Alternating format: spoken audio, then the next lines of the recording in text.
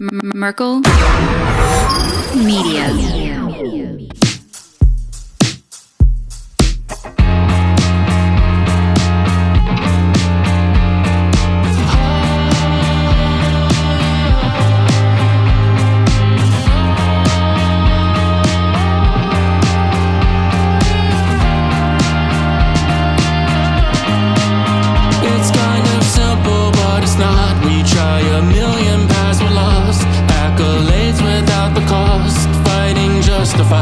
I'm exhausted, looking for everything in the shadows. Start looking at people like they don't matter.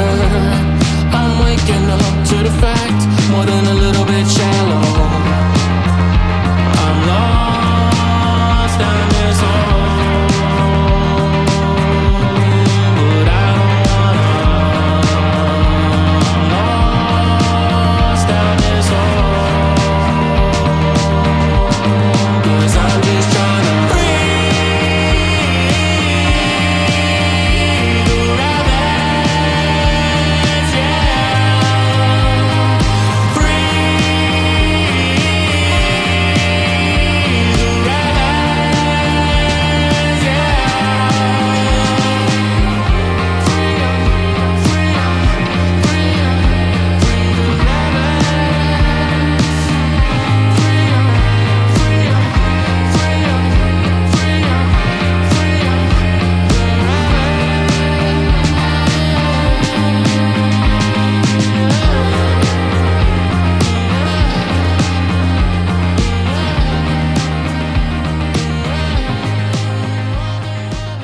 What's going on, guys? We are back this week with part 2 of Hugh Hefner, the original Epstein.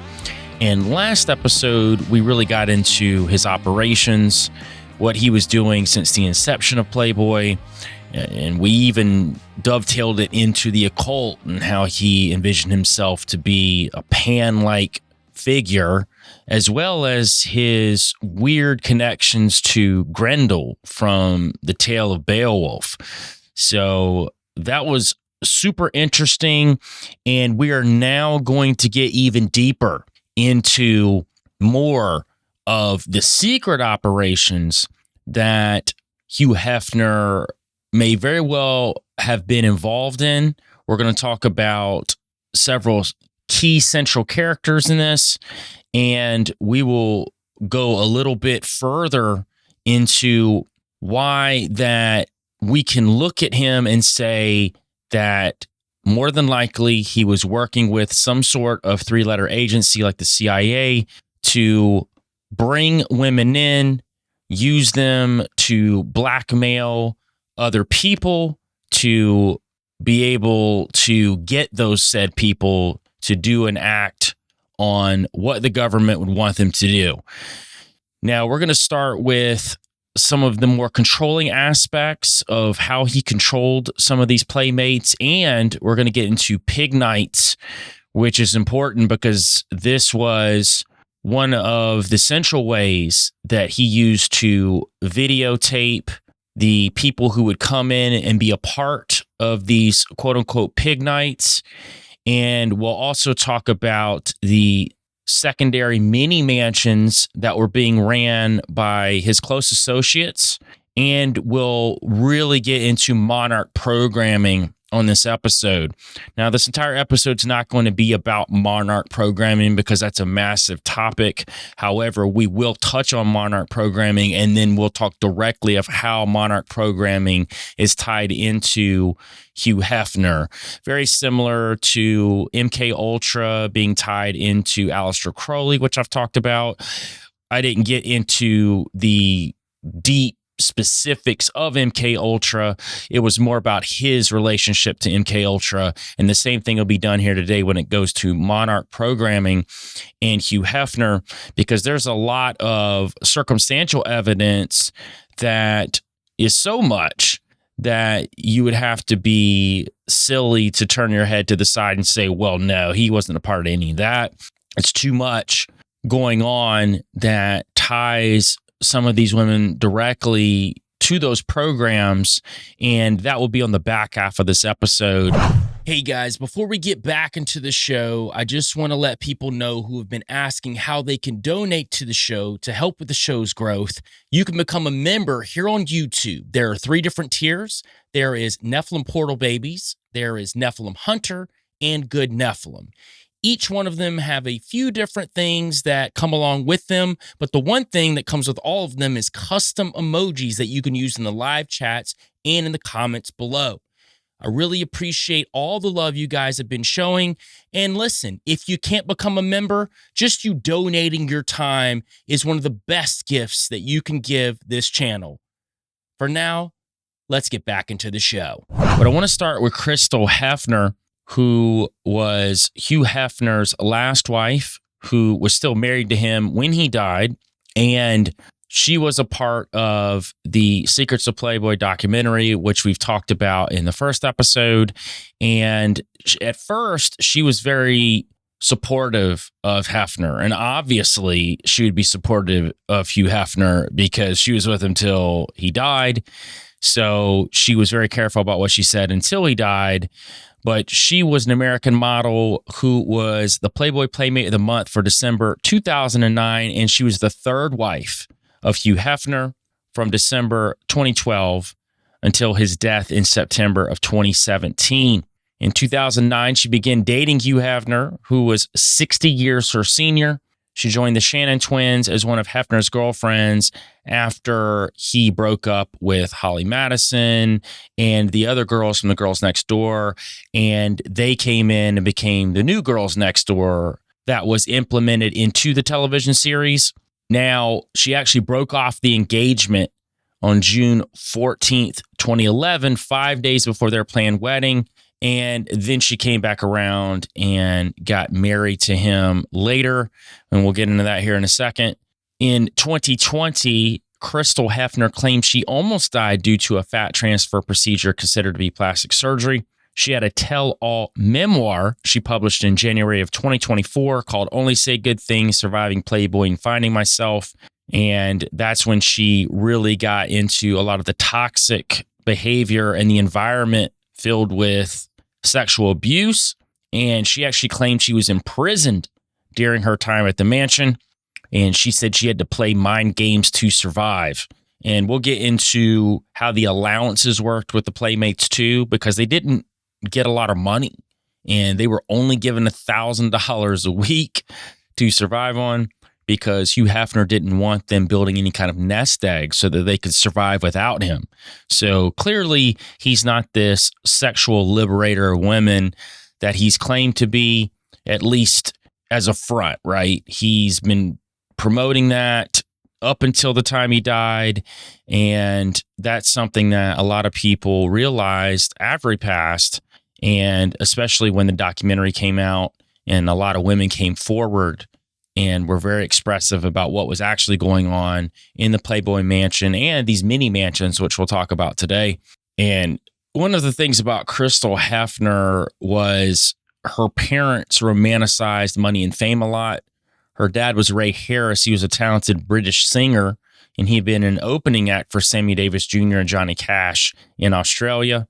And he met her mother in England in the 1970s, but they ended up moving to America. And she was born in Arizona in 1986. And they were always traveling, looking for opportunities. And her dad took all these different gigs, never could quite make it. And he got cancer and died before he was able to get any real success, even though, oddly enough, he was getting close to it. So that probably drove her even harder to want money and fame because she saw her parents always wanting money and fame. Now, she was studying psychology at San Diego State University, and she was modeling at trade shows. She was working Comic-Cons, dressed up as G.I. Jane, and she idolized Pamela Anderson. So obviously she went and got breast augmentation and other plastic surgery to try to mimic that. And she had a friend who she met on a modeling gig and told her she could apply to attend the Halloween party at the Playboy Mansion by sending in pictures. And she didn't even think she was going to get picked. And she did get picked. And when she got there, Hef actually pointed her out. And the way she stated was he pointed his crooked finger at her and said, "You come here." and they got to chatting. And he said he could find a bedroom for her if she stuck around. Basically, you could be one of the playmates that live here, one of the girlfriends. And that night, she ended up having sex with him in a group situation. And she was 21, he was 60. And she said that the whole scenario felt very robotic. And that'll play into a lot of this MK-Ultra Monarch Programming type of things, especially as the girls stay there longer, and specifically these mini mansions too, because I think a lot of that type of behavior was even going on more so in those environments. So she moves in with Hef a few days later, and she realizes that this is really not a great situation, but for money and fame, she's going to do whatever she's got to do. And when he and Holly Madison break apart, she actually becomes his new main girlfriend. And she talks about on Fridays, they were given $1,000 allowance to spend on whatever they needed to look like Playboy girlfriends, but they had to ask for it. And he would count out the bills real slowly while they got on their knees and they held their hands up. And it was a whole, you had to beg for it, basically. You had to come in like a dog, beg for it. And this is all Hugh Hefner's MO. Again, he's looked at as this great sexual revolutionary, but in actuality, that was just the front for what he was actually doing, which was way more seedy and more connected to these monarch programming operations and essentially the blackmailing of people in power. And just to get into how some of the girls were paid, especially when we talk about Crystal Hefner, they started planning a reality series called Marrying Hef, and it was featuring her because he had already asked her to marry him, which she said wasn't even very romantic. It was more like a business transaction. And for that series, he was going to get paid $800,000 and she was offered $2,500. So this will let you know how this goes. She actually got so mad, she ran out and towards the security gate, and Hef yelled over the loudspeaker, "If Crystal tries to leave, detain her." So at that point, she was trying to get out. So she started setting aside money from her weekly allowances. She did some paid promotions and collaborated on different loungewear lines.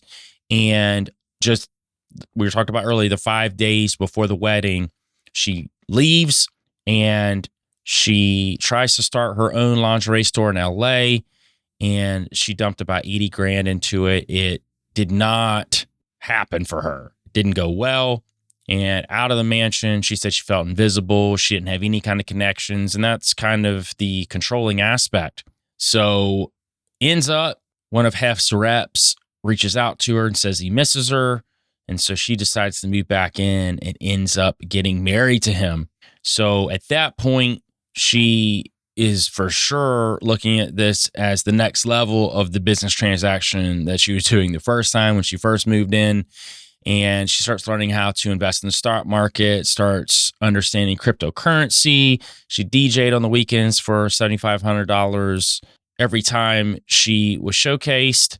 And she was able to save a few $100,000 a year up until his death because she had to sign a prenup whenever she married him. So she would not receive any of his estate. Only his kids received his estate when he died. But she ended up being pretty successful.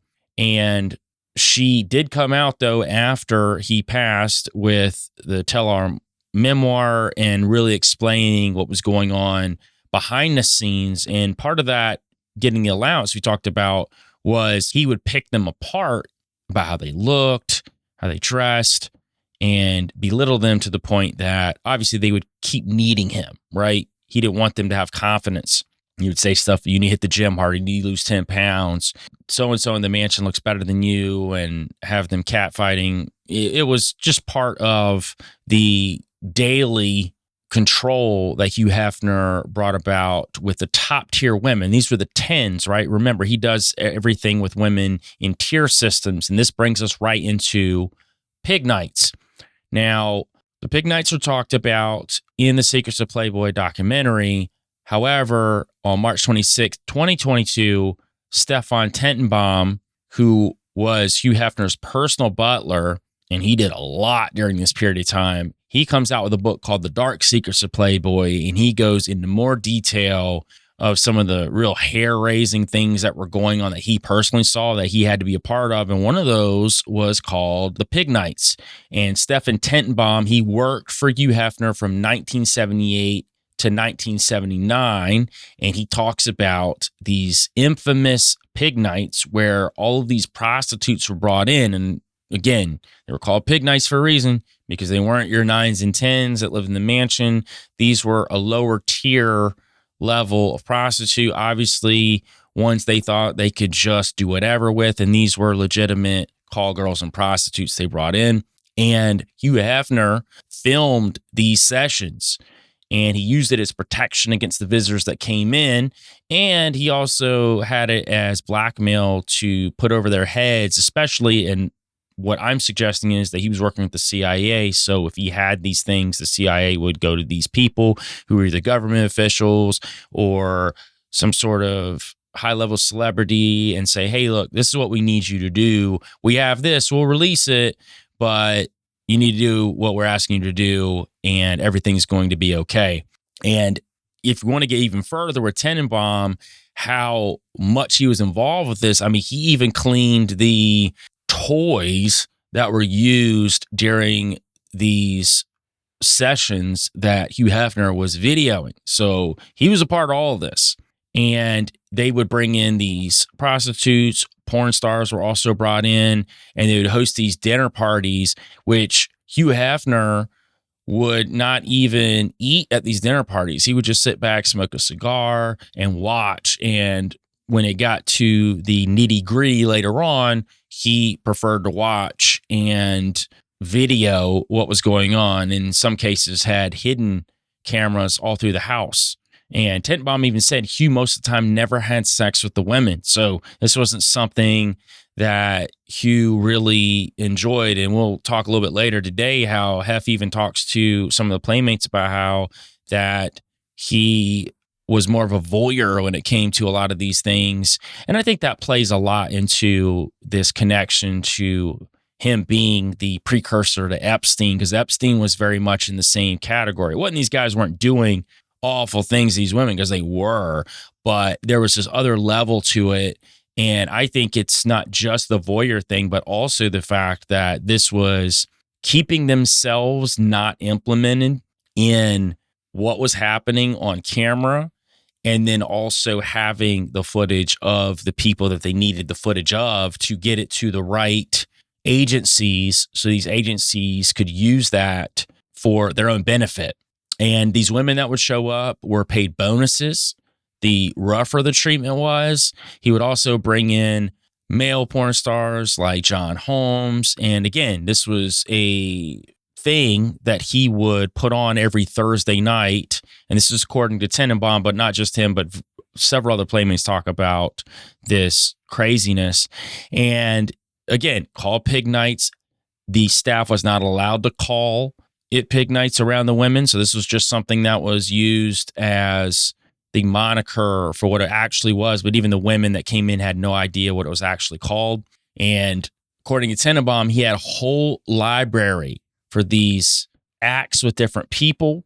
And the video librarian, he had a librarian for this is wild, told me Hef planned to use the footage against his associates if they ever threatened to come out with a memoir about him or the mansion. So there's that other aspect too, that, hey, you want to come out and say anything about me? I've got all the dirt on you.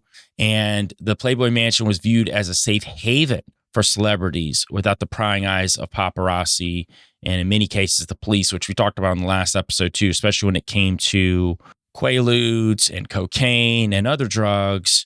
It was a safe haven. And today we're going to talk directly how there were tunnels underneath the Playboy Mansion that were connected to other celebrities and who knows what else, but we do know about the tunnels going to certain celebrities' homes that were in that area.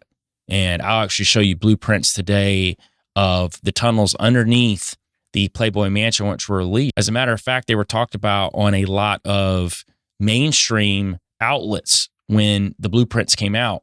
Also, a part of these pig nights, when they would bring these women in, they had a doctor on deck as well. So they would actually test the women in the restroom before they came out, before they did anything with anybody there, to make sure that these women were okay to be able to do all of these egregious acts too. So that was also another very interesting piece, because he had this whole thing mapped out to the T. So again, I completely believe that there was a greater evil behind Hugh Hefner that was prodding him to bring about not only these pig nights, but some of these other things we're going to talk about here in a little bit too. And some of the stars that were regulars at these pig nights, you had John Belushi was one of them that was there, which was very interesting when that name came up, and that came from Tenenbaum.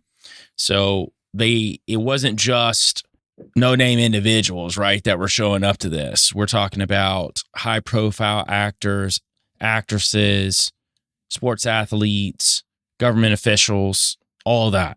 And one of the really bizarre things that was going on at these pig nights, they had a special woman they called the bleeder, and she would use a very large syringe and draw blood from his different friends. Now, it was never said by Tenenbaum what the blood was used for. Was it used during this huge debaucherous time that was going on? We don't really know. We just know that there was a woman called the bleeder that would come in with a large syringe and draw blood from his different friends. So it's interesting to think. We talked about the hidden altar that was found downstairs by Holly Madison on the last episode, and them asking the worker that was down there what it was, and that worker laughing about it and walking off. We know about the imagery of Pan.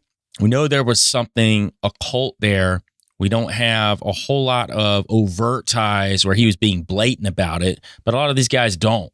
You know, I think Diddy would be a good example of someone who isn't super blatant with his connection to the esoteric and occult world. However, if you look enough, you'll see some of the signs and symbols. And I think the same thing with Hugh Hefner. And this will be another one. Why are they drawing blood from guests at a sexual event? Unless that blood's going to be used for something else. And again, it could have been used there, but Tenenbaum never specifies what it was used for. Just the fact that they had a woman come in and take blood from the guests that he brought in. And we're not talking about the porn stars or prostitutes. We're talking about his personal friends. So why is he gathering all their blood? There's a million different ways we could look at that. And I don't even want to speculate, but something's positively there with that. And, you know, was it DNA they were extracting? For what purposes on that front? Were they using it for some sort of rituals or hidden practices? And again, Tenenbaum never explains that. He just talks about what he saw. Now, to get even deeper are the mini mansions. So these mini mansions were offshoots of the main Playboy Mansion, and they were ran by a lot of his high-profile friends, and they set them up very similar to the main Playboy Mansion. And what they would do, they would tell these girls who they consider to be 8s and below, generally in that 7 to 8 range on the scaling system of 1 to 10, and they would promise these girls they have an opportunity to become a Playboy Playmate, but they got to work their way up. And they would send them to these mini mansions. And what they would do, they would just turn them out. They would turn them into escorts, prostitutes, and use them up. And many of these women unalived themselves, and some of them were killed, according to reports, and some of them just disappeared. We have no idea what happened to them. But some of these girls as young as 16 were trafficked, drug beaten, groomed for prostitution, and sexually assaulted at the mini mansions, which was frequented by celebrities, a former president and state governor. And this came from Playboy insiders who came out around this time that this documentary came out, and all these different books about it were coming out. And they basically said these playmates who didn't pass the auditions at the Playboy Mansion, they would be housed in this network of Beverly Hills homes where they were fed all these false promises that they would get these modeling contracts and movie roles, but actually they were traded like cattle between rich and powerful men. And we talked about Jennifer Saganor last episode, and she'll come up again this one. And she grew up around this in the 1990s and 2000s. And, you know, she was the daughter of Mark Saganor, who was Hugh Hefner's really close friend and lover, according to her. And he was called Dr. Feelgood because he would do all the in-house plastic surgery, and he would prescribe Quaaludes and all of these different things, right? He was Hugh's guy to make sure the girls stayed in line.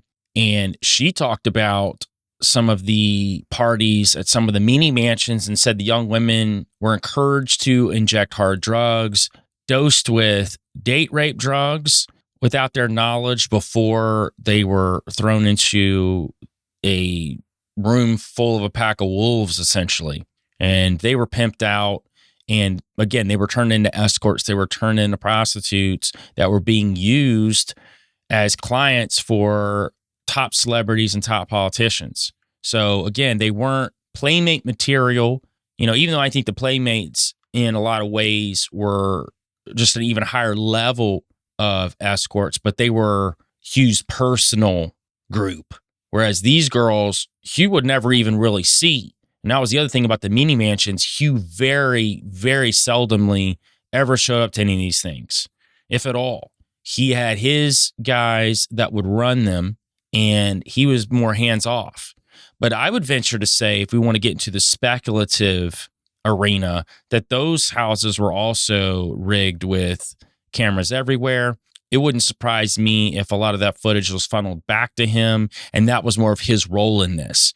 He had his guys who would run these smaller operations, and this would just be essentially mini mansion honeypots where they would bring in all of these different people they wanted in there to blackmail, to get information from, or to put pressure on to do things that these three-letter agencies might want them to do.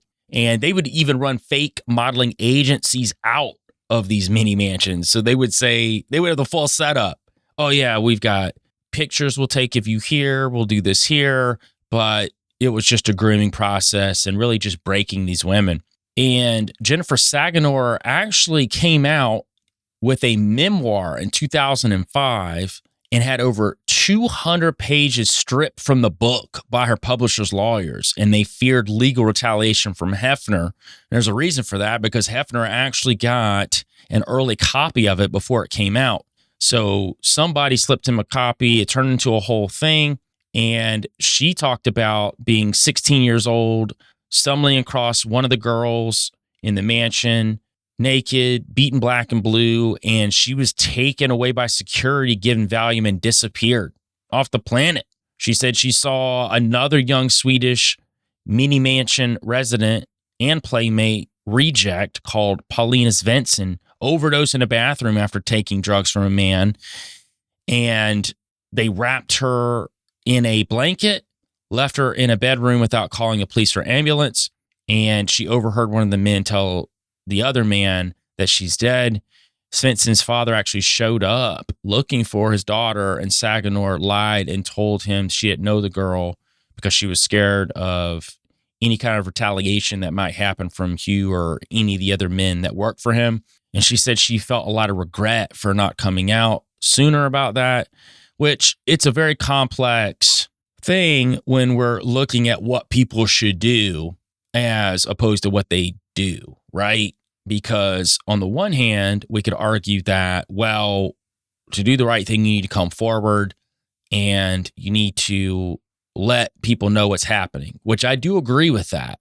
But then there's the other aspect too. If you're in an environment where, like Saganor, she was raised in that environment as a young child, then there's another level of fear when you see things firsthand and you know that I'm pretty low on the totem pole of what they might do. Yeah, I'm Dr. Feelgood's daughter, but I mean, if he's forcing her to get implants at 14 years old And you'll see her in a minute where Hugh tried some things with her at a young age too. There's a lot of fear involved with that. And until you get out, and you feel that you have some sort of level of safety, a lot of times people won't come forward. And then too, there's the other argument, right? I'm not going to throw this out, that sometimes you might not be getting what you want when you're in these situations where you feel like you should be getting what some of these other women get. And then you lie or misconstrue things when you get away from it because it's a way of attacking that person. However, I think there's enough solid evidence and even the circumstantial evidence that's there's pretty blatant enough that we can say that Hugh was involved with some pretty shady, dodgy things. So I tend to lean towards believing a lot of the things that these women were saying. I'm not saying it's all true, but because of his track record and even his track record with the law, that there's way more to him than just he's this great guy trying to help women's rights. And one of the incidences that Saginaw talks about is she had a romantic relationship with one of Hefner's girlfriends, and she only says her name's Kendall.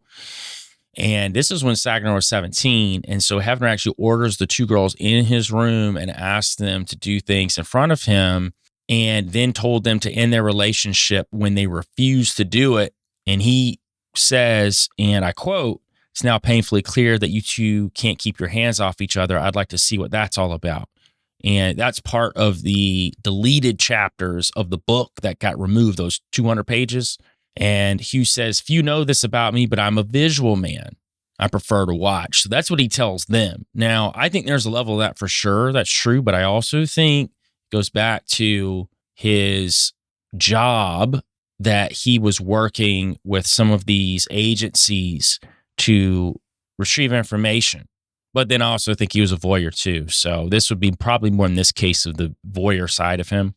Another story Saginaw talks about, when she's at one of the mini mansion parties, she runs up on this girl who's naked crying, and she's being videoed by two men, and she's drugged up out of her mind, and the girl's screaming, "Please, I don't want to do this." And the guy's saying, "Oh, you don't want to be a playmate?" And he begins to do all these things, and they threaten her and say, "Hey, listen, we'll plaster your name all through the town and tell them what you actually are if you don't do what we tell you to do." And Saginaw saw this. We're talking about a girl who got to the mansion at a young age and was seeing all these things in her early teens. We're talking 12, 13, 14 years old.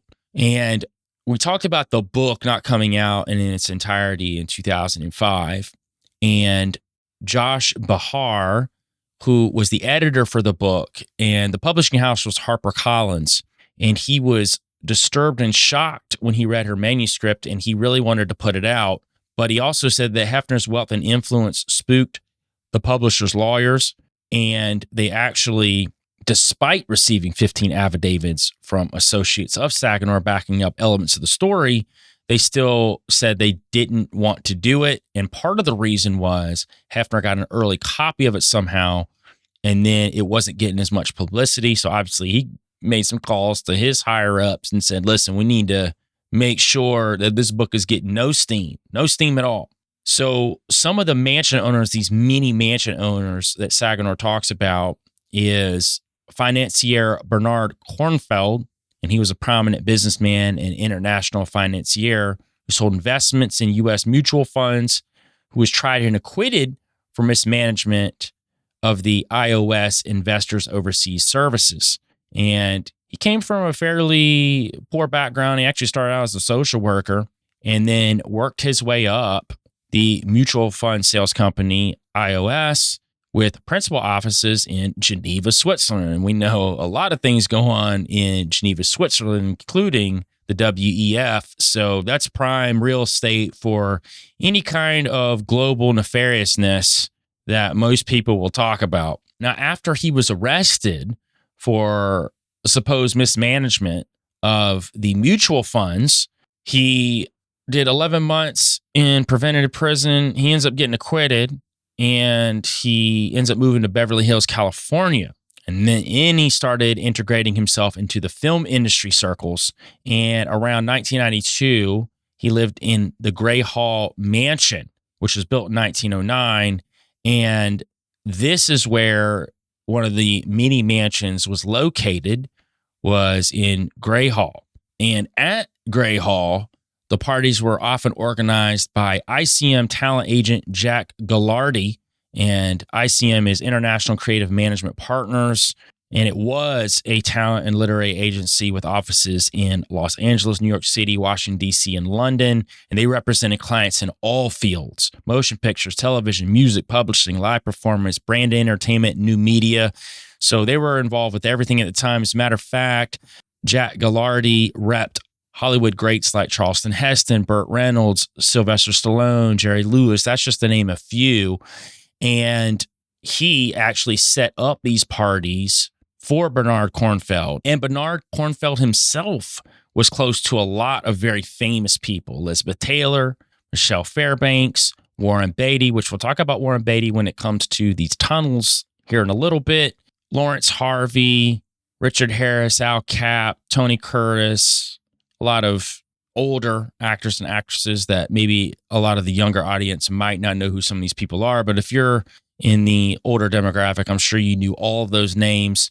And his mansion, Gray Hall, is 3-story, 13,894 square foot pile with 14 bedrooms, 12 baths, and a wood paneled music room with hand painted coffered ceiling. And it's around the 34 million range right now. And Saginaw talks about this place being one of the prime places for these mini mansions. And it makes sense. If you think about how big it is, they're running one of these mini Playboy mansions out of it, and essentially not actually to be a playmate, but to trick these women into becoming escorts, high elite level escorts. And I would even venture to say there was probably some sort of Monarch programming involved with some of these things too. And maybe some of these women that disappeared were brought to black site locations to work for three-letter agencies in this capacity. Now, there's another former Playboy insider, and she is nameless, but she came out and said at 17, she was drugged and assaulted by Mark Nathanson. And at the time, he was the California Coastal Commissioner, and he was in Hef's inner circle, and he frequented the mini mansion parties. And he died in 2009. But if you know anything about Nathanson, and you can look this up online, there's plenty of info here. He actually confessed to orchestrating a $734,000 bribes for permit scheme. And he was also close to former state governor Gray Davis. However, Davis has never been implemented as a part of the bribery scheme, nor any Playboy parties. But, you know, I always joke around, but it's true. You are the company you keep. So, you know, what was the relationship he had with Gray Davis? He said he was close. So, you know, again, when it comes to guys that are really at the top, like a Hugh Hefner, Gray Davis, or any of these other guys, they're going to stay away from the heat, right? They're going to be involved with the heat, but it's going to be on a level that you're really going to have a tough time touching them. They're not going to show up at these mini mansions, really. You know, if they do, it's going to be in some really clandestine situation where you don't even know they're there. And this girl says when she was 17, she was in some trouble, and she went to Mark because he was the fixer type. Well, clearly, because he's taking bribes to allow people to get permits to build whatever or do whatever they need to do. And she actually goes to his house, and he slips something in her drink. She can't move, takes her to bed, and forces himself on her. Also interesting when it comes to these mini mansion parties, Jennifer Saginaw claims that former Hollywood mogul Harvey Weinstein, and if you remember Harvey Weinstein, he's an American film producer and convicted sex offender. He was the catalyst of the Me Too movement that overtook everything in 2017. And they tracked his abuse all the way back to the late 1970s.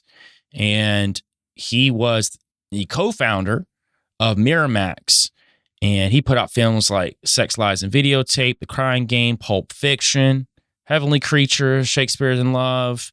He won 7 Tony Awards for plays and musicals.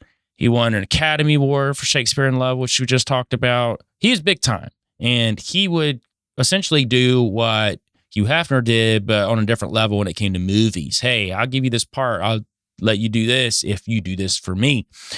And Harvey Weinstein was a part of these mini mansion parties.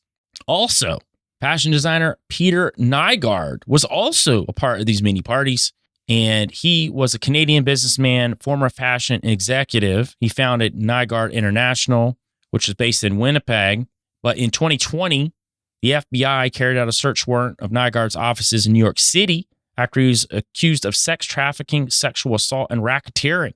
He actually had to step down as chairman of Nygaard International soon afterwards, and he was formally charged on trafficking, racketeering, and sex trafficking involving minors, and that was all in 2020. So he also frequented these mini parties that were at the top ran by Hugh Hefner, but obviously Hefner had his other cronies who he was close friends with running them physically, while Hugh Hefner remained on the outside looking in.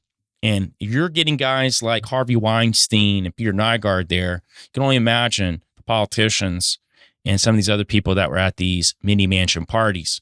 Again, I think it plays right into this idea that Hugh Hefner was the original Jeffrey Epstein. Now, former Playboy Mansion regular Jackie Hatton said she even saw a governor and former president at one of these mini mansion parties. And they used to have this room called the presidential suite. She said it was reserved for the most exclusive VIP guests to take drugs and have sex with the wannabe playmates.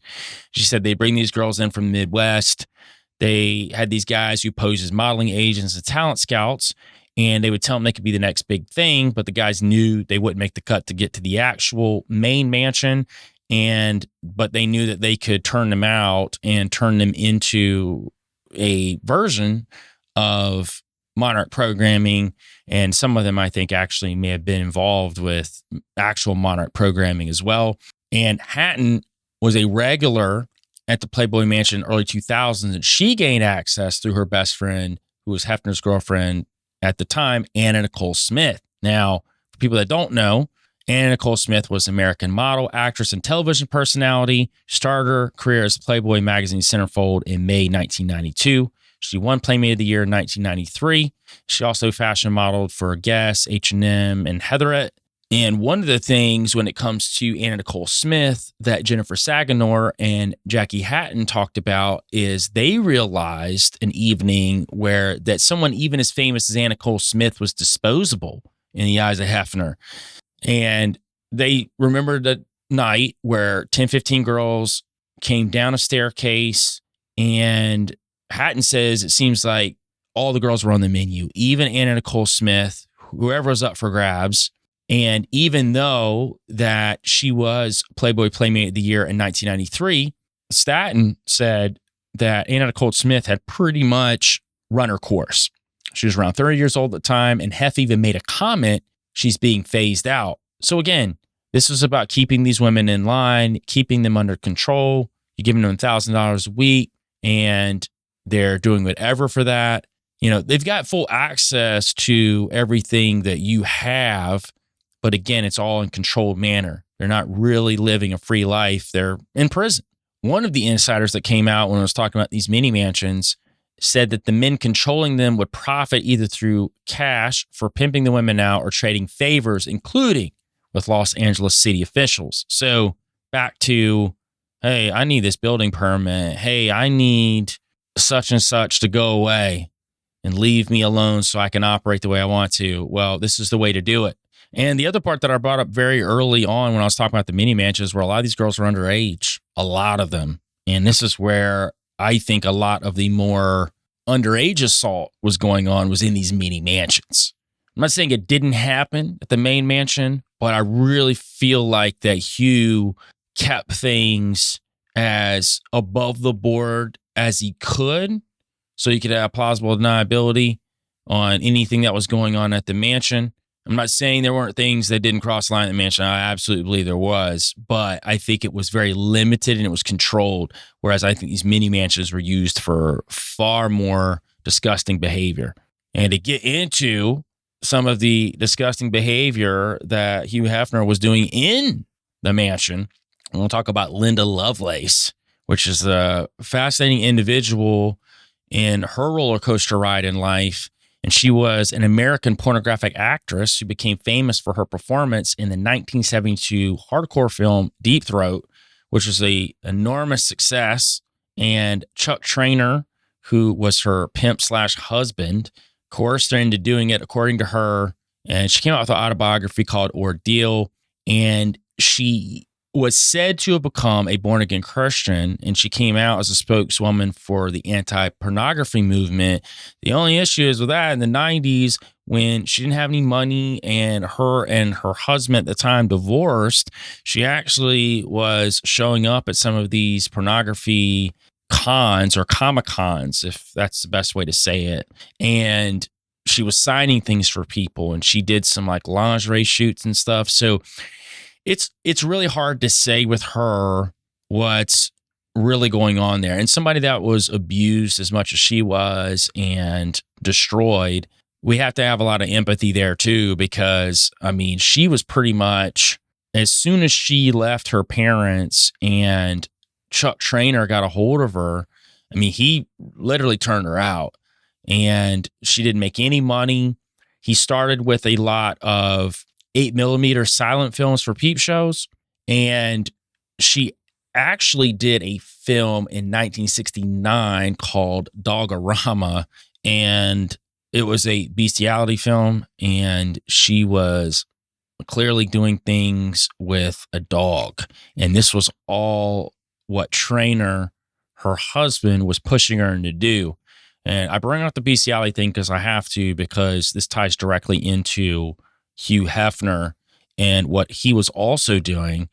So in 1972 is when Deep Throat came out, and that was actually put out as a very mainstream representation of pornography. There were, I mean, every name under the book was going to see this. It made an absolute ton of money, $600 million for that time period. And what's even crazier is Linda Lovelace was paid only $1,250 for it. And it was actually confiscated by Trainer. So he gets all this money, and the mob and the mafia that funded it behind him got a huge, giant chunk of it. But Trainer also got a lot as well.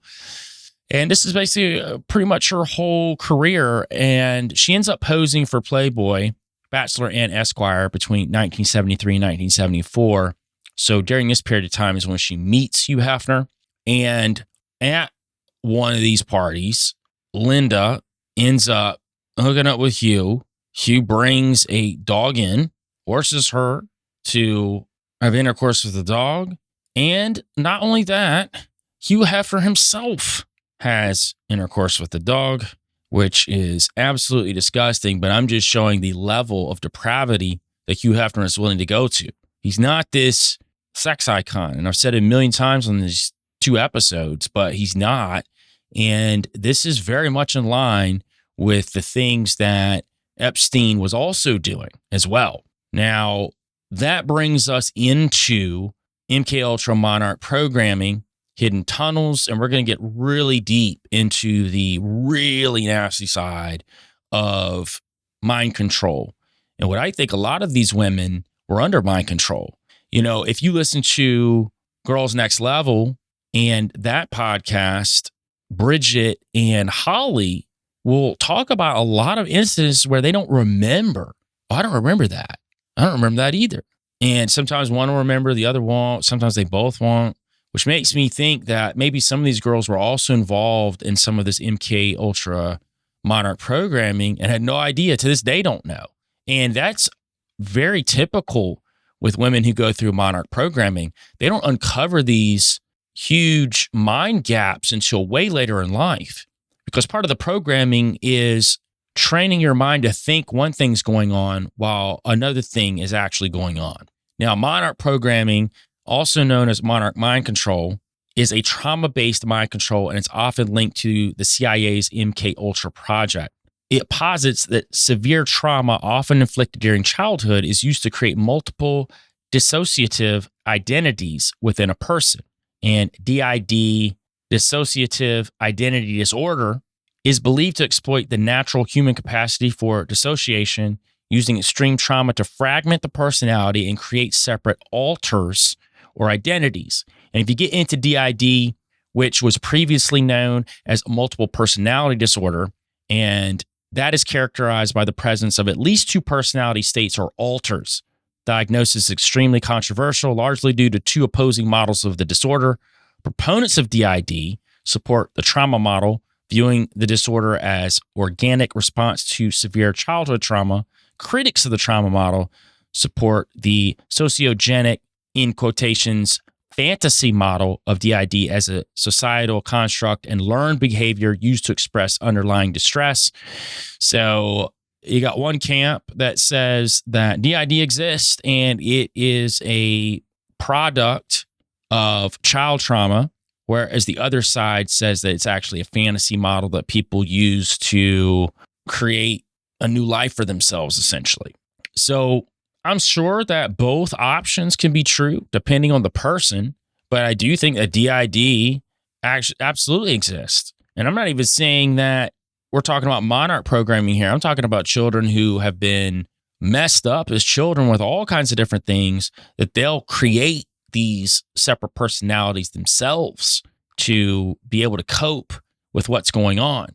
Now, the monarch programming is knowing that's going on, but being able to help create the actual personalities yourself. So then you can create these alters, and these alters, when you're able to bring out the right alter, you can train that alter to do a specific mission or do something, right? And we'll talk about one of these individuals here in a little bit as we break down monarch programming further.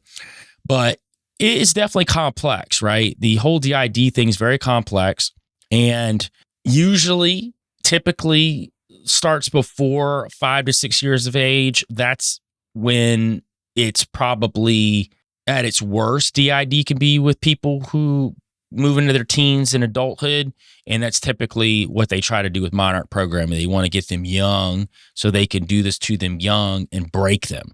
Again, the depravity of what they're doing to the children is awful enough, but it isn't just for this some sort of sexual gratification necessarily from these people that are doing it. It's actually to use these alters as assets. Now, I would go even further, that when you're doing this and breaking someone's mind like this, you're also inviting entities into the picture too. So entities will latch onto alters and actually become the alter. So you've actually got that spiritual, supernatural side to it that's also happening. So it's not just that you're breaking someone's mind and they're becoming all these different people, but then you've got entities attached to alters as well. I would dare say specific alters have different entities. So one person might have several different entities that are working through them. And that would get into the satanic ritual abuse that would go hand in hand with a lot of MK-Ultra and monarch programming as well. And generally speaking, when it comes to monarch programming, the alters are programmed with specific roles or function, potentially used as covert operatives, sex slaves, or many other things like spies, would be a part of what they would use these alters within this person for. So this person might have several different alters and they all might have different jobs. And some of the methods that they go about to get someone to start breaking and these alters to start revealing themselves. One of it is torture and psychological abuse. It's claimed that victims are subject to horrific trauma designed to break down their existing sense of self. So you got to break down who that person already is, and then you want to build them back up. You want to build these alters back up. They also use hypnosis and drugs. These techniques may be used to induce a trance-like state and implant suggestions or commands within the alters. So as you're bringing these alters out, you're also implementing what you want each alter to do. And this is used through hypnosis and drugs, which, as a matter of fact, we talked about specifically during the 3-part series of Agent Crowley, Hidden Father of MK-Ultra. So we talked how that mind control was used in conjunction with peyote and mezcal buttons, which was the early precursor to a lot of stuff that's going on now. Symbolism and triggers. This is a big part of Monarch programming. Specific words, images, or symbols are allegedly used to trigger the alters and activate their program behaviors. So you'll see the Monarch butterfly show up a lot when people talk about Monarch programming. You'll see some of these celebrities, musicians, they'll have a lot of butterflies around them. And there's a reason for that, because they're signifying that they're a part of this Monarch programming. We can even get into the beta sex kitten part of Monarch programming as well. And that's when you'll see a lot of tiger stripes or leopard print or some of these different things, because they are breaking these altars by using this different iconography, the symbolism around them, because these will be triggers to set these altars into action. And one of the big women that came out about her time as an MK-Ultra Monarch programmed sex slave was Brice Taylor. Her real name's Susan Ford. And she wrote a book called Thanks for the Memories, where she talks about celebrities, specifically Bob Hope and then Henry Kissinger, as being two of the men that broke her. And she says in her book, what most of you have not been allowed to know is that years ago, at the outset of the Cold War, permission was given to a hidden group of so-called professionals and leaders to experiment on the unsuspecting American populace in an effort to further a variety of advanced technology. She says this technology, gleaned by the American leaders, medical professionals, and scientists, was and is still in the form of bioelectromagnetic frequency medicine, genetic engineering, mind control, brain research, near-death experimentation, which I think the NDE thing's very interesting too, paranormal psychic experimentations, we're bringing right into the entities I was talking about, remote viewing, time and space travel, and other advanced research that make our everyday human understanding look antiquated. This is from her book.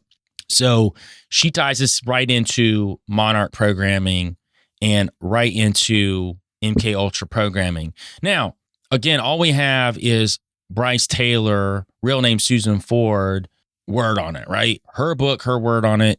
And she's been ripped to shreds by the media, ripped to shreds by people who say that she's lying, who say that she really does have mental issues. So she's made up this whole thing as a way to cope with things that may have happened to her as a child. Here's the thing.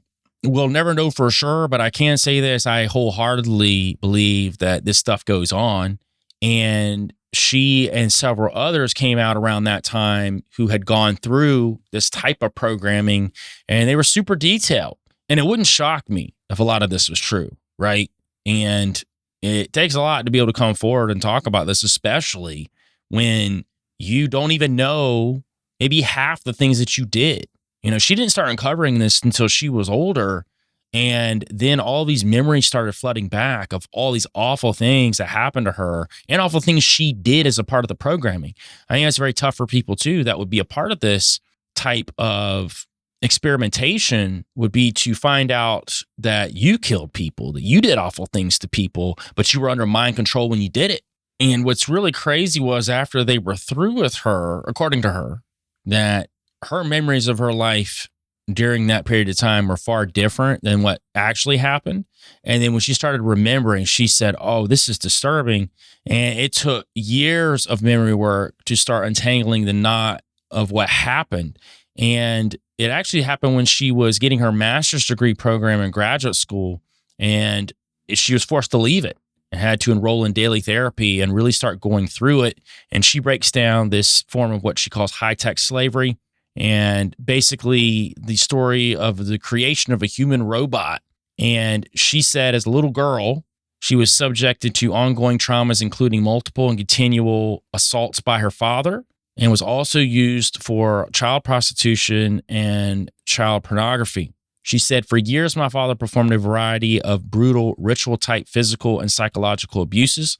Among them, confinement in closets, cages, and coffins while I was beginning to told I was left to die, near drowning, isolation, needles inserted in sensitive body areas, food and sleep deprivation, electroshock via electric wires, welding equipment, cattle prods, drugging, sophisticated hypnotic and electronic programming. She talks a lot about programming from devices that were far advanced for what people see now. So this goes to the idea that the government has a lot of technology that we don't know about. And I'd venture even to say where they got that technology from is probably off-world, at least in the sense they're receiving a download from something off-world that's telling them how to create these devices, if not these entities handing over certain devices as well. And she was actually sold in an actual slave auction. And she said, and I quote, elitists in the market for mind-controlled slaves attend auctions that appear at first like children's fashion shows and then progress to striptease acts. I made appearances at many shows before I was actually sponsored or sold. And her owner was world-famous celebrity Bob Hope. And this was according to Brice Taylor. So again, we're going on what she said in her book. And Bob Hope, if you don't know, and I guess the younger crowd probably wouldn't, was an American comedian, actor, entertainer, and producer with a career that spanned nearly 80 years and achievements in network radio, television, and USO tours. He appeared in more than 70 short and feature films, starring in 54. He hosted the Academy Awards show 19 times more than any other host. He also appeared in many stage productions and television roles and wrote 14 books. The song Thanks for the Memory was his signature tune, which she named her book after, which also he named his autobiography after, which was interesting that she did that because people will order the book sometimes thinking they're getting Bob Hope's autobiography and they'll get hers instead, which I think is genius, especially if you're trying to wake people up to Bob Hope, if he actually did this stuff, right? According to her. She later discovered, after she's become Bob Hope's puppet, that she had another sponsor whom she called Uncle Charlie, who was Charles L. Horn, and he was the owner of Federal Cartridge Company, which later funded Olin Foundation, where he sat as president. Charlie physically introduced her to Henry Kissinger, who continued her mind control programming in preparation for her later use as his mind file, programmed with a photographic memory to act as a human personal computer, were classified in other government files accessible to Kissinger only. She talks about how Kissinger would bring her in to top secret government meetings and would use her like a computer. She was a mind file. So I'm assuming it was a way to tap into someone's mind palace. If you know anything about mind palaces and being able to file memories away, file information away. You can actually teach yourself to do this. I don't know if you guys ever heard of the BBC show Sherlock, which is about Sherlock Holmes, and Benedict Cumberbatch stars in it. Fantastic show. But he talks a lot about mind palaces, and that's how he's able to remember all these minute details when he walks in a room and he's able to figure out a case because he files everything away in his mind palace. Actually, in the show, you'll see him go and walk through his mind palace and be able to pull things out. I would assume it operates very similarly to that. They found a way to tap into her mind palace and use her like a human computer. She said besides being prostituted to the power elite, she was also taught to perform for them. She was even recited a mind control stand-up comedy routine for these high-level perverts, her jokes written by Bob Hope himself. And she would switch to this comedic personality called Sharon. So again, another one of her alters that she would switch to be able to do this. And she said from an early age, she was prostituted out as a mind control sex slave to Presidents John F. Kennedy, Lyndon Johnson, Richard Nixon, Gerald Ford, and then Governor Ronald Reagan. They called her the $1 Million Baby. And this is her actually saying this, and I quote, "I overheard conversations where the President of the United States and other top politicians were offered the services of escorts. The CIA's latest human robot technology program, sex and espionage slaves. They were encouraged to use these escorts to satisfy their sexual and emotional needs instead of exposing themselves to outside individuals. As I later learned, Project Monarch beta trained sex slaves were called $1 Million Babies, referring to the large amount of money each slave would bring in from a very early age. In the 60s, the use of a Project Monarch presidential model sex slave cost around $1,200 for an evening. Henry Kissinger called me his $1 million machine." So again, it's not just the sex component, right? The sex component's used as a tool.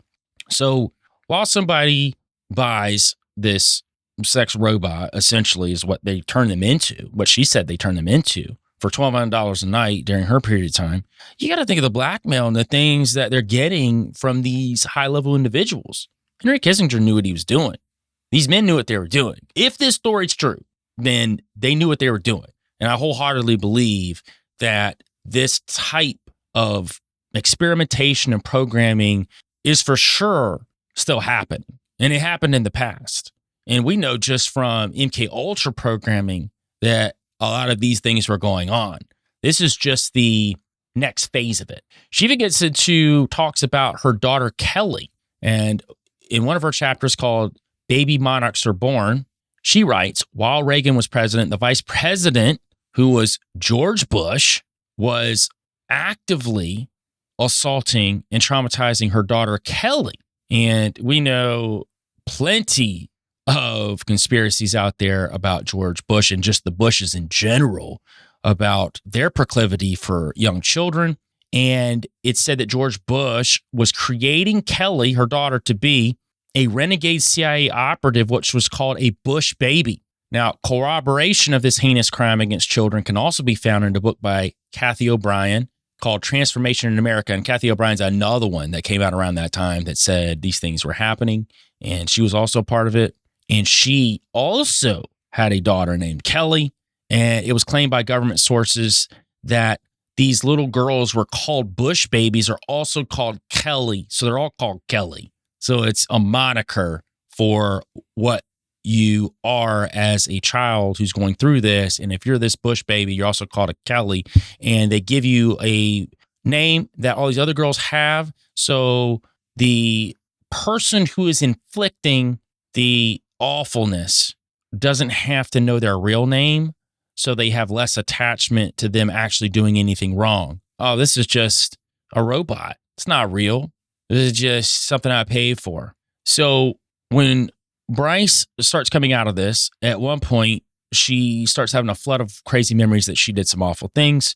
She actually goes to a minister and tells him all the stuff. And he looks at her in horror and says, get down on your knees and ask God to forgive you for your transgressions.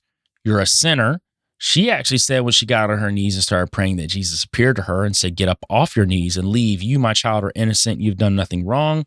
And she couldn't understand what Jesus was trying to help her through, but it took her some time, and she realized that he was telling her that those acts committed in a programmed state, acting from another person's commands and not of my own free will, were not my sin, which I completely agree with that.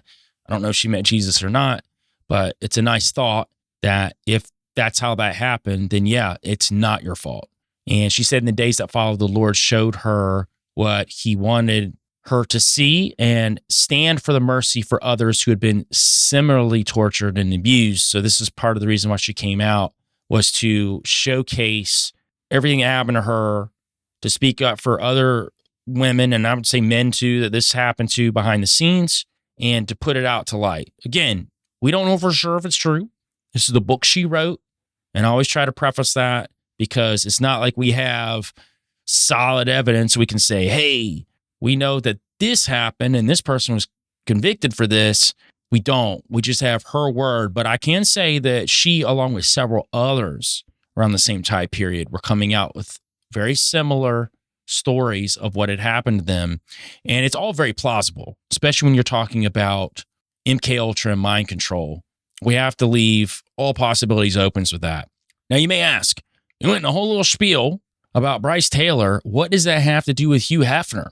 Aside from the fact that it helped me explain Monarch Programming a little more, there is a big connection between Brice Taylor and one of the Playmates. So in Brice Taylor's book, she says, my father borrowed money from my mother's mother to purchase a 3-bedroom ranch home located in the midst of Walnut Grove in Woodland Hills, California. This home was to be the base for hidden and extreme torture and trauma for me for over the next 19 years. So I found a connection when you look at Woodland Hills, California. It's a tiny suburb on the edge of Los Angeles. It was also the birthplace of Playmate Patty Duffick. And back in 1963, it was an obscure community. And this is when they both would have been in this Woodland Hills area at the same time. Now, we'll get a little bit into Patty Duffy. She was born in 1963 in Woodland Hills, and she actually graduated magna cum laude from college. And she was working at a Pioneer Chicken outlet in Phoenix, Arizona, when she was discovered by Playboy magazine through their great 30th anniversary Playmate search. She was Playmate of the Month in May 1984, and she appeared in Playboy video and posed for several Playboy newsstand special editions. And she was also in some lowbrow action exploitation movies, Heart Ticket to Hawaii, Picasso Trigger, Savage Beach. She's actually living back in Phoenix, Arizona now, and I'm going to talk about why Phoenix, Arizona is also important. We're talking about this possible Monarch programming connection.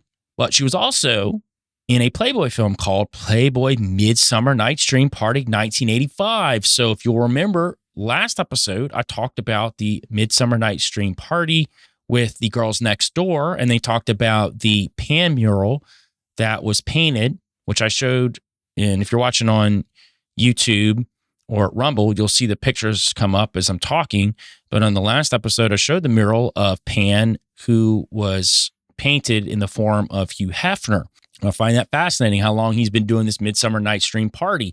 And she was a huge part of this. And this was the year when Hugh Hefner actually had a stroke and he came back to this party. That was kind of his coming back celebration.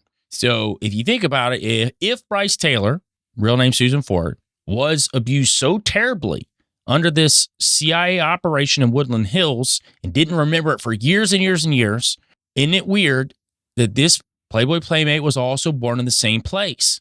And I know some people will say if you look at some of Patty Duffy's pictures, she looks like she's got this dazed look in her eyes. I don't know how much that's true.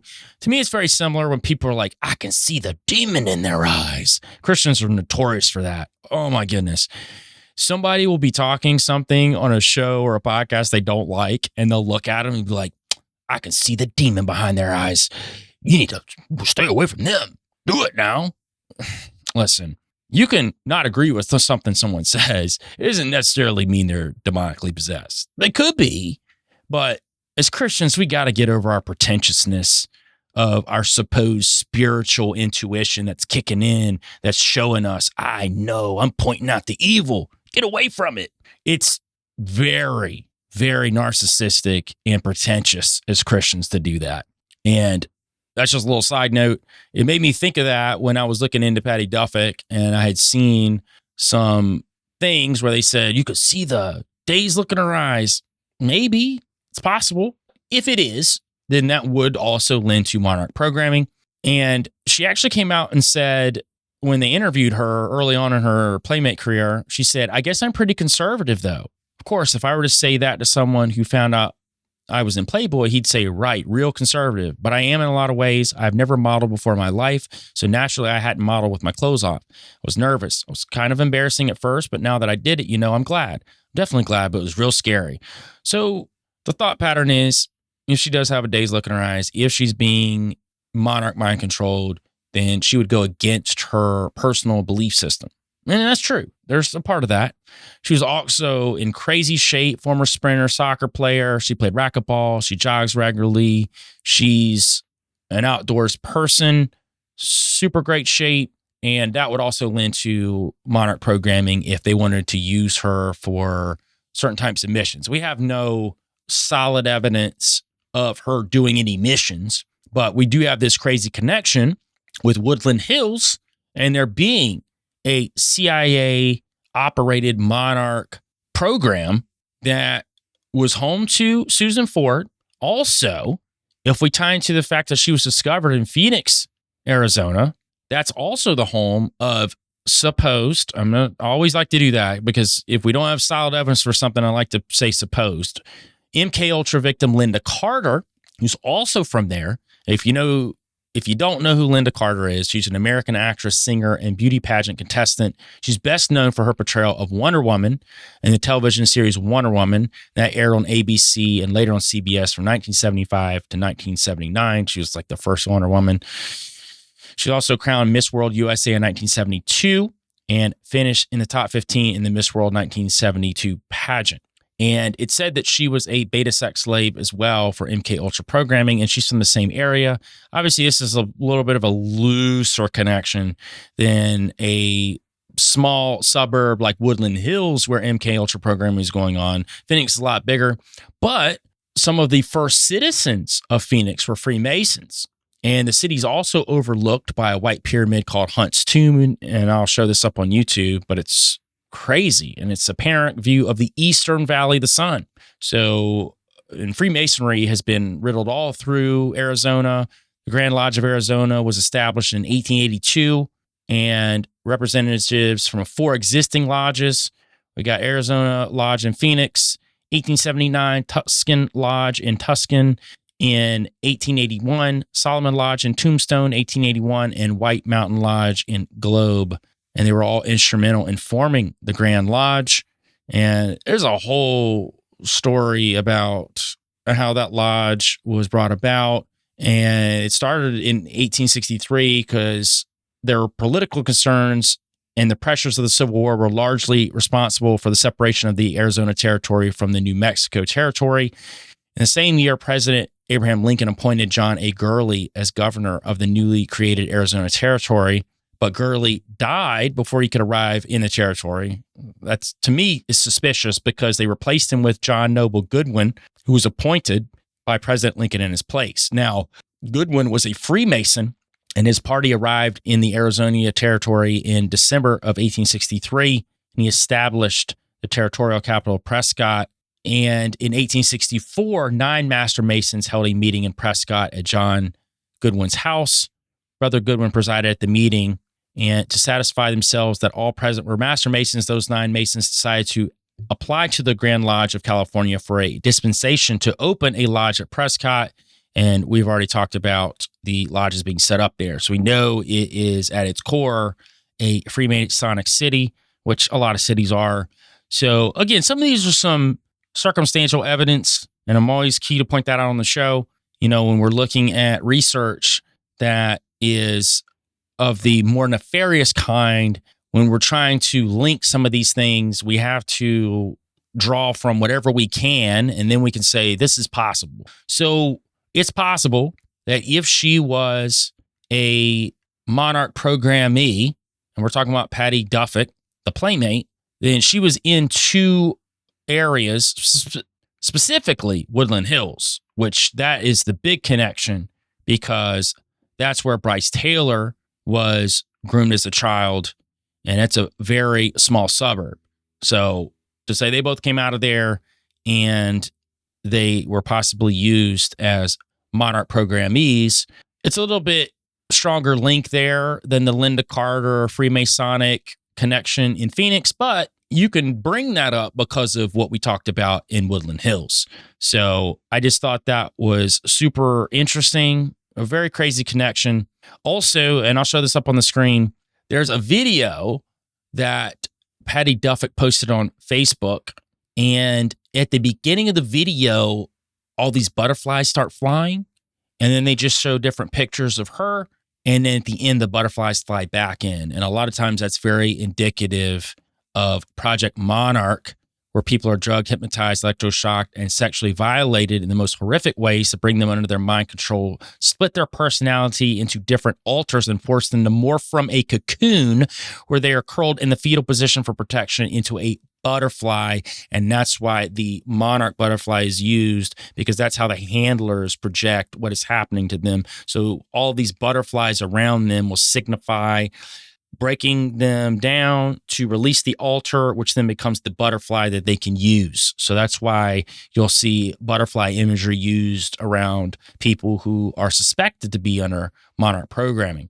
And we get deeper into the Playboy Mansion I was talking about, the tunnels.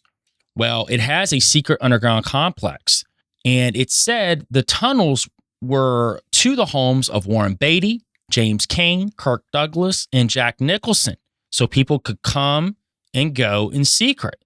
And one of the managers of Playboy Mansion, and this is verified by several mainstream sources, was asked about the excavation under the mansion. And the manager replied, that's probably when they built the tunnels in the 70s. So they were already talking about the tunnels. When asked about the tunnels, a servant, someone else who worked there, I heard they were closed up sometime in 1989, but on a follow-up, the same manager previously was talking about it, said he couldn't discuss the tunnels further.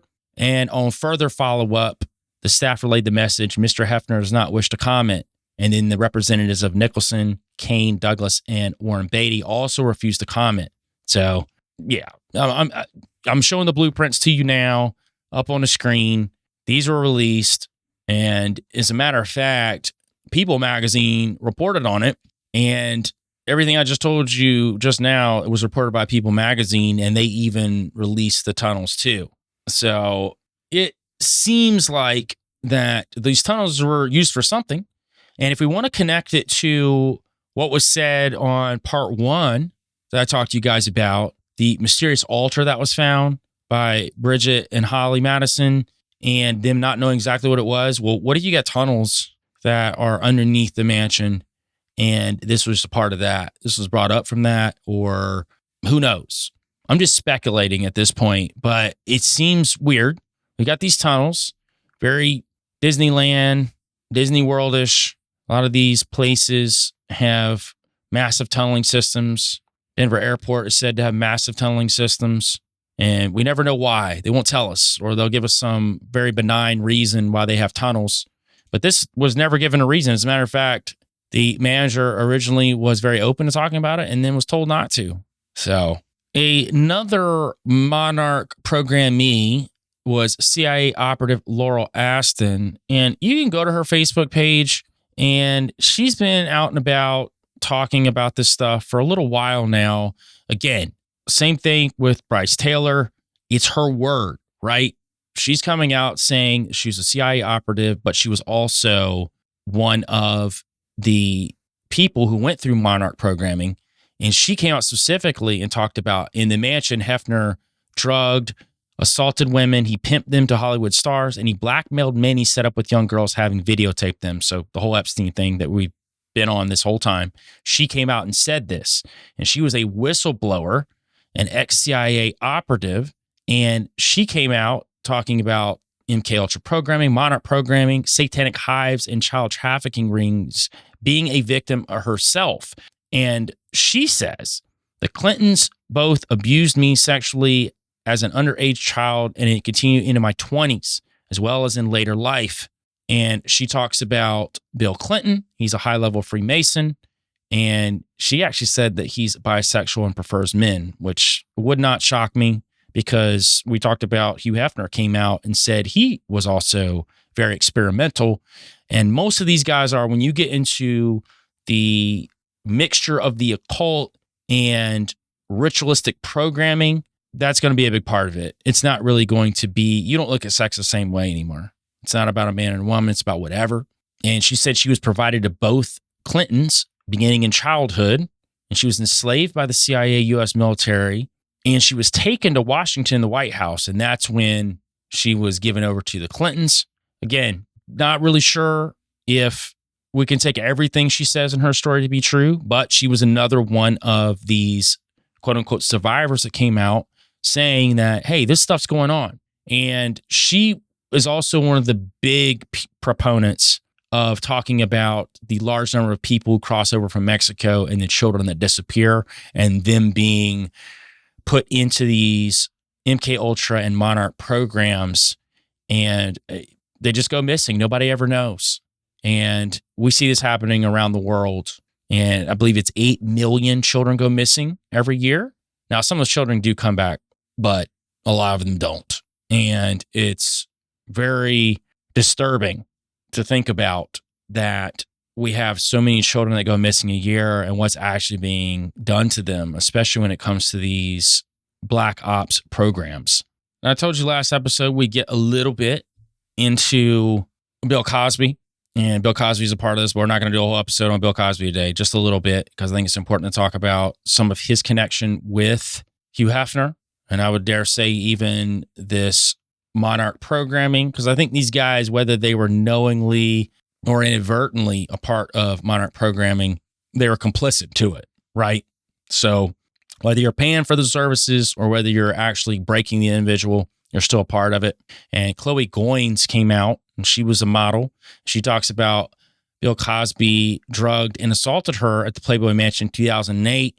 She actually dropped the civil lawsuit in 2016 and never stated the reason for dropping the case. And if you know anything about Bill Cosby, he's doing all right. Doing all right. And you wonder what's really going on behind the scenes. Now, she said that Cosby gave her a drink. She felt sick and dizzy. Hugh Hefner came and offered for her to lie down in one of the mansion rooms. Bill escorted her to the room, and on the way there, she blacked out. And the next thing she remembers is she wakes up, and Cosby is doing things to her, and she's surprised and shocked, but it happened.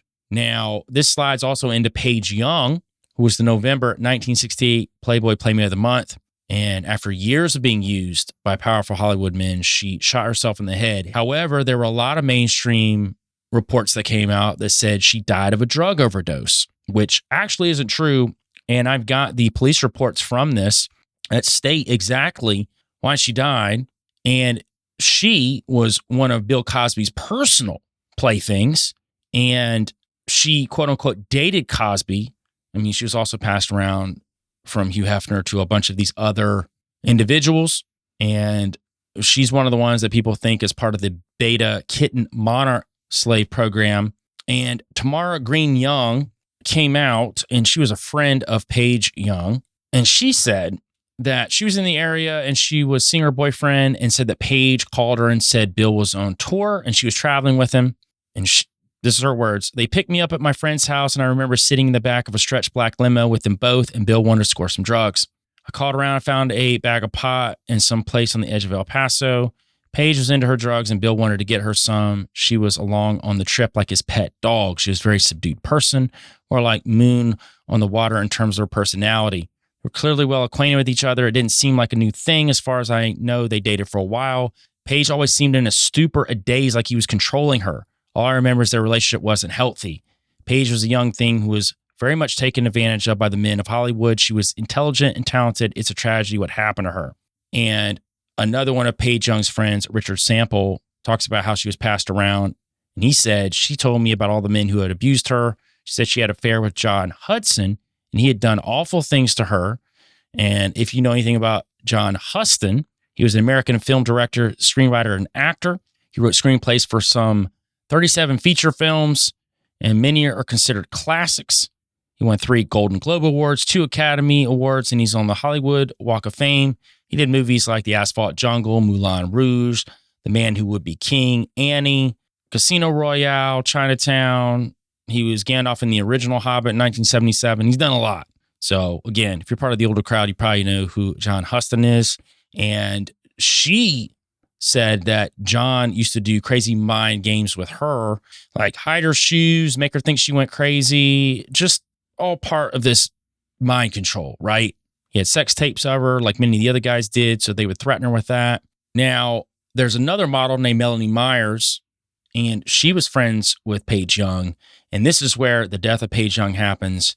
And Paige actually came to her and told her how she was going to unalive herself, and she said Paige had the whole thing planned out to the last detail. It was Palm Sunday, and she came to me and said she was going to off herself. She stayed in the back house of the duplex where we lived, and I was at the bathroom window. She comes to the window and calls out to me, "I want to show you something." I was like, "What are you up to now, Paige?" I couldn't be bothered with any more of her drama, but she was like, "No, you got to come see it." So I go to her apartment. She gave me a guided tour of her unaliving scene in her bedroom.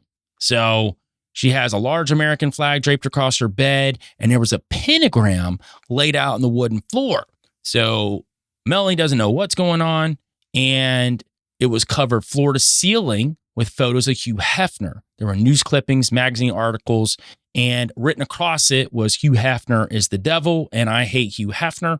And if you know anything about Monarch programming, it's all about occult symbols and ritual magic. So clearly we've got occult symbols here, and she is calling Hugh Hefner the devil, which a lot of these programmers will be referred to as the devil by the ones getting programmed. And some of these programmers like that.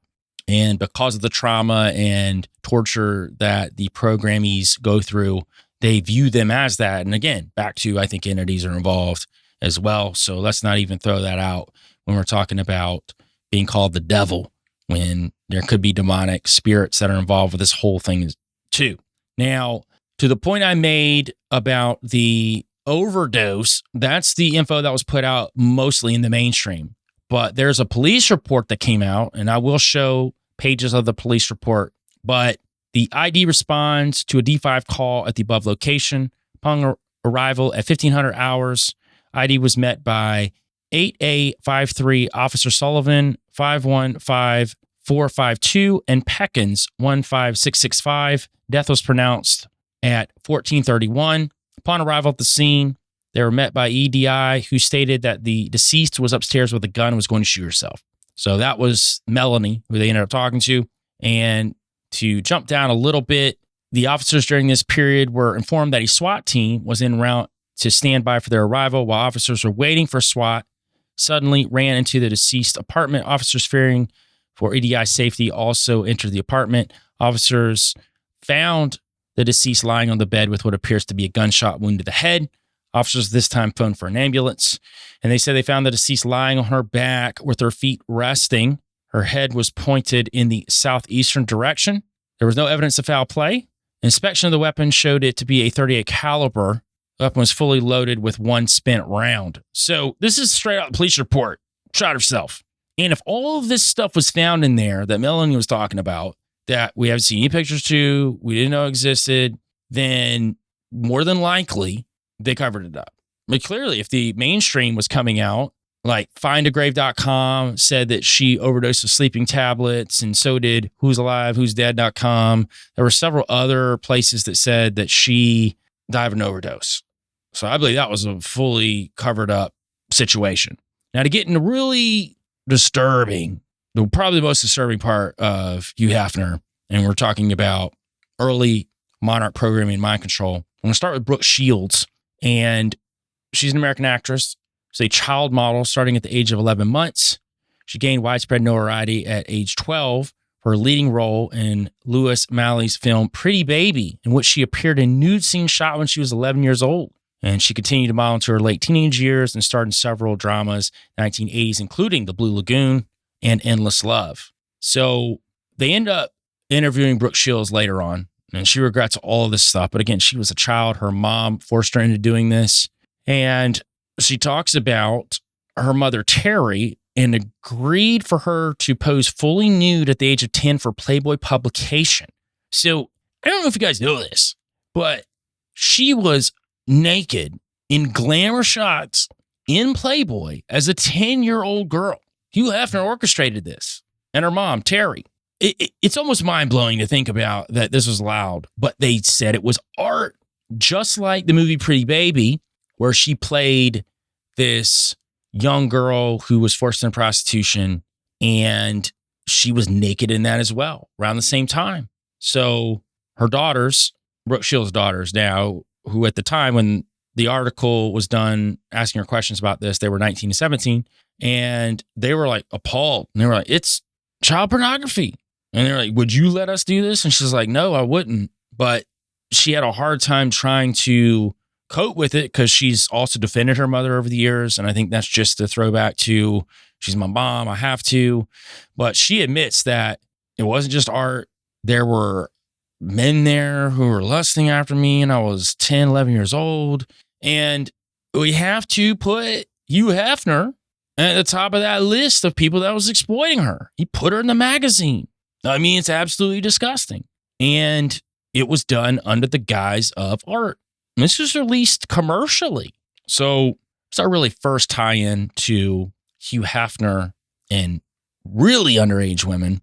And we're talking around the 10, 11, 12-year-old range. But we have another one. And this is one that, man, you talk about having to dig. And I remember running across this several years ago. And I had a link to an article, and I believe it had the police report in it. And I went back to that link because I saved these in different folders and files. And I went back, and it's a broken link. And maybe one day I'll do an episode on the dead internet theory and what I think about that. Probably will at some point, but it's gone. Nothing there. So then I'm trying to find this entire evidence that I need for this girl called Sherry Aldred, who was said at 5 years old was molested by Hugh Hefner. So I'll really start digging. I was able to find a lot of the things and actually a little more outside of the police report, obviously, which I really wanted to find. So again, I don't have a police report. If you want to argue to me that it's all made up, I won't fight you on it. But I can say that I was able to find at least one mainstream source that talked about her, and they did it in a very comical way, very much to discredit her. And this was back in 2009. So I'm going to talk about that first before I talk about what the police said. So I want to state this. Hugh Hefner passed away from natural causes on September 27th, 2017 at his home, the Playboy Mansion, due to sepsis brought on by an E. coli infection. I'm just putting it out there first. I'll tell you why I did that in a minute. So in 2009, TMZ puts out, we're talking super short article. We're talking like 3 small paragraphs, barely any sentences to them too. And I'll read what they said, and then we'll get into more about who Sherry Aldred was. So they said that Sherry Aldred, a woman who says she's possessed by the most beautifulest angel, Lucifer, who also claims she's the reincarnation of Venus, Aphrodite, Demolo, is suing Playboy founder Hugh Hefner for a whopping $3 billion. And this came out of TMZ at the time. So what does Aldred have against the Hef? In her lawsuit, the self-proclaimed biggest hat in the world says he's a member of a pedo organization in LA and that he hid under her bed when she was 5 and held her hand. Since then, she says she's made her life a mess. She also says she belongs to the oil family of the Gettys as well as part of John Gotti Mafia. So that on its head is like, okay, we can't trust what this is if we're going to believe what TMZ is saying, right? But you got to go to deeper layers because we always know that if something comes out in the mainstream, and not all the time, because I'm not one of those that everything's fake, but sometimes it's very manipulated. It's made to, especially during that period of time, and Hugh Hefner was still kicking, still very much in the world, and he's got a lot of connections. Let's make this person look as uncredible as possible. She's got no credibility, right? None. So when you say all that, it makes her sound pretty incredible. The whole situation, incredible. Well, this was what I was looking for, and I was able to find 1 or 2 articles, and I had to dig deep to find this. And I told you the one link I had was a broken link, but I knew this information existed because I'd done research on it before. So the LA police, and this is according to the LA police, they were working, the feds and the LAPD were working with Hugh Hefner to arrest a whole pedophile ring. And to do that, they had the goods on the situation with Sherry Aldred and Hugh Hefner. They had actually recently reopened a case on it. So according to the police, Hugh Hefner was murdered days before his arrest. The police reportedly launched a murder inquiry into the death of Hugh Hefner, with insiders believing it's extremely likely the Playboy founder was silenced. So here's the kicker. When they launched the murder inquiry into the death of Hugh Hefner, they said that they believe that he was silenced before he could name Hollywood elites as part of this plea deal they were working on because they had the goods on the Aldred situation, which his whole death is pretty suspicious. And he was set just days before he was found deceased in suspicious circumstances on child sex charges. And this was according to Los Angeles police source. They said Hefner had been dealing with police on a daily basis for the past 3 weeks, trying to work out a plea deal. After an investigation launched in 2009, after a lawsuit was filed against Hefner, suddenly went hot. So this goes back to what TMZ reported on and said she was this loon. But now we got the LAPD back on it in 2017. They've apparently got the goods and they're putting the heat on Hefner. And Hefner's willing to turn states. He's willing to give up all the names. He's old. That's what a lot of these guys do. And sometimes they're off for it early before they can do it. And so the 2009 case, according to the LAPD, went nowhere. We just couldn't prove anything. There was plenty of circumstantial evidence, but it ultimately just boiled down to her word versus his. But in August of 2017. The case was reopened after a significant number of similar complaints were filed. After questioning Mr. Hefner, we understood that he had mountains of incriminating personal information about a powerful group of Hollywood elites. And this is verbatim what the LAPD said, according to these sources. We're talking about dead girls on altars, women being caged and tortured for years, Hollywood execs filming each other performing the vilest acts for blackmail, and the most evil acts are always done on the most innocent. We were building up to one of the biggest raids in history, certainly the biggest in this city in my lifetime. We were working out a plea deal with him so we could get our hands on the physical evidence and really go after these elites, but we found him dead. And I did supplement elites there for PDF files, which I've said a couple times already, but I know how YouTube is with that kind of stuff. So I try to keep the language as chill as possible. So the LAPD also came out after his death and said, if we can prove we silenced Hugh Hefner, then we will have a tangible link to some of the most powerful people in the country who perform unspeakable acts with children. Asked whether Hefner was actively involved in unspeakable acts, the LAPD source said, look, we all know his taste. This does not mean that he didn't often get bored with all the easy sex with predictable partners. Perverts need to find sicker and sicker things to get turned on. So that was a very weird situation that happened right before Hugh Hefner died. So if that's the case, if this Sherry Aldred thing was actually real and the LAPD had the goods on apparently several other people who had come forward with similar things happen to them, then Hugh Hefner may have just been willing to give it all up. And I think there are several cases throughout history where you'll see that happen, where someone's at the end, well, I'll just talk. Who cares if they off me? About ready to go anyway. Probably living with all of the guilt and things they've done and not really wanting to ask forgiveness and then go to the authorities and give themselves up, which you should do. But instead, they'd rather just die. So real quick, before we leave, I got one more thing, because that's crazy enough with his death, but there's two other deaths that were connected to Playboy. And we mentioned Anna Nicole Smith, and we've talked about Marilyn Monroe, and they're often seen with animal print, and that does identify the beta sex kitten part of MK-Ultra. You'll often see Hugh Hefner with some sort of animal print around him too, which would dictate him being the controller in these situations. But the death of Marilyn Monroe and Anna Nicole Smith were both similar. Anna Nicole's death was ultimately ruled an accidental drug overdose of the sedative chloral hydrate, and Marilyn Monroe's death on August 4th, 1962 was ruled a suicide by an overdose of chloral hydrate as well. So if you dig into chloral hydrate, it was first used as a sedative and a hypnotic in Germany in the 1870s. Over time, it was replaced by safer, more effective alternatives, but it remains in usage in the United States until the least 1970s. And being used as a hypnotic, if you look into MK-Ultra Programming and Monarch Programming, chloral hydrate is used to hypnotize people and put people under control. So here we've got the first Playmate, essentially, who I totally believe was part of something in the Monarch Programming range, Marilyn Monroe, and then Anna Nicole Smith, who I also think was involved in some of this as well, both die these weird deaths by chloral hydrate, which is a drug that is used in Monarch Programming, MK-Ultra Programming. So it's not just Hugh's death, it's many other Playmates, which you talked about since episode 1.